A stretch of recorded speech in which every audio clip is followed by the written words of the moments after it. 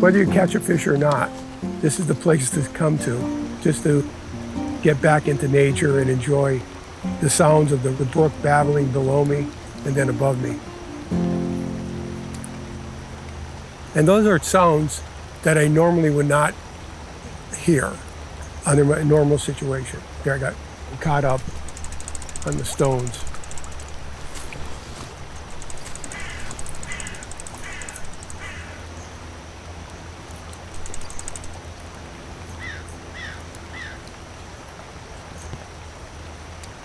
This one's really jammed. That's off. That snap was a snap off. Here's the end of my line right here. So I have to reset everything right now, but that's again part of the process.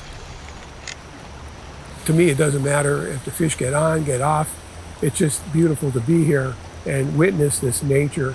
And then with my Octagon hearing aids, I could hear everything. And normally I wouldn't hear even the stream running. And so that experience really is how I hear nature. And you live in different kind of, if you would, environments. So I have my home environment, and I always joke around with other guys that lose their hearing that men have a genetic defect, we all do, where your spouse or your partner may be speaking to you, and we normally agree. We'll say yes, and if the spouse or partner asks you what that was, we have no idea. In 1812, the Henry Forge and the Bluestones are part of the slag. In fact, I see a piece right here. Look at this. It's almost like a turquoise gem. It got washed up, a small piece right there. Look at that. That's a piece of the slag. That's actually glass-like substance where the Henry family was building, they're smelting iron ore to make flintlocks for our 1812 Revolutionary War. And that's when all this started. So the Henrys were major producers of flintlocks and arms for our soldiers. But the neat thing is, this piece is 2 centuries old. And I found out about this. There was a young lady walking along the shoreline one day when I was fishing here. And I asked her what she was doing, because she was coming through the woods, like some heavy foliage, but she wanted to stay on the shoreline. And she was saying she was looking for the blue stones. Otherwise, I wouldn't have known about that. So as the colonialists, if you would, 1812 in that period, were using the best technology they knew at the time. That was the highest technology. And they were making the iron for the flintlocks and, if you would, the weapons and other kind of instruments that you would use iron, plows, shares, everything. But in this case, armaments. Yeah, so think about the technology in my ear. Think about the technology in the smartphone. There's really no difference, but this is 1812 technology. This is 2021 technology. I'll take one out. And this is 2121 technology. 1812 technology, 2021 technology. What's the difference? Just a couple centuries. I was in the military. I was originally in the Army during the Vietnam era and worked in a book manufacturing company, and always over 90 decibels, all types of equipment, machinery, moving at high speed. Safe, but high speed sounds, the sounds were there. So I was in the military before we really understand hearing protection. So fast forward 2 weeks later, I'm in the National Guard, right? I went back in as a sergeant. I was into logistics. Now, fast forward less than a year later, I was going for warrant officer training.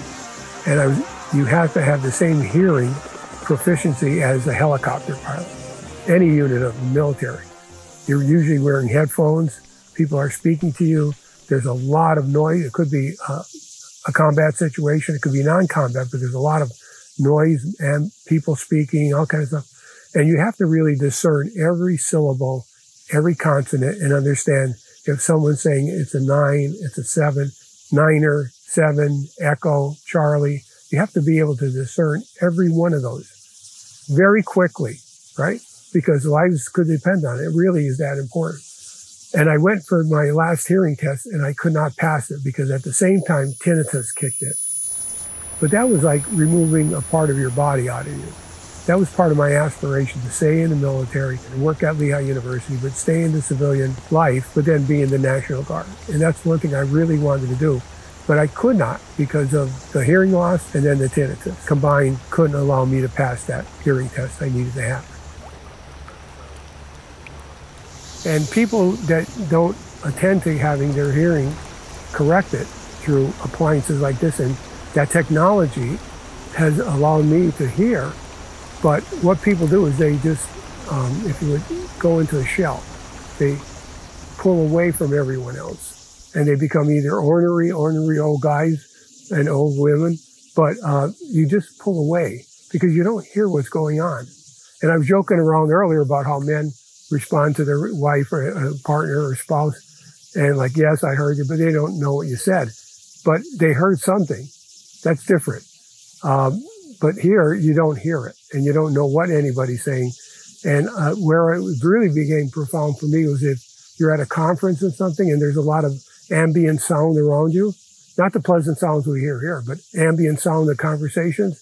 This allows me to focus on and listen to who's speaking to me rather than hearing all the distressing ambient sound. And that's really where Blaze and I got together on this. We were at a conference together, and Blaze Delfino, and I told him, Blaze, I don't hear a thing you're saying, and we're closer than this, closer than I'm standing from you. I wasn't 3 feet, I was probably 1.5 feet away, and all the ambient sound was coming in, and it was all distorted. I couldn't really tell what they were saying, couldn't hear what he was saying. And what you also find is that people that hearing loss are focused on the other person's mouth. You start learning lip reading. And even with my wife, Darlene, I told her, I have to look right at you and to, first of all, be accountable for what I agree to, but also hear what you're saying. And that was really the truth. And I don't need that with these hearing aids. I wear these all the time, not always in an environment like this or hiking or camping or deep sea fishing. I don't wear them there. I don't want to lose these things. But otherwise, it just changes your whole environment. And it is the word I use, and I know I used this with Blaze when he first tuned these up for me, was transformative. And it was exhilarating. It was an experience that was transformative. Like, it changed everything. It's like an analog abstraction that you're watching, but you're watching these graphs going on a video monitor. So he's tuning in each of the years and to what it should sound like and where am I at so that I have really good hearing as best it could be. It's really cool. Even road noise. I like road noise, R-O-A-D, road noise. I like that now because I never could hear it. And squeaks in the car. My wife would say, that thing, something's a squeak here. Like, I never knew there was a squeak, right? Big deal. Yeah, it's like part of your life. Make your life better.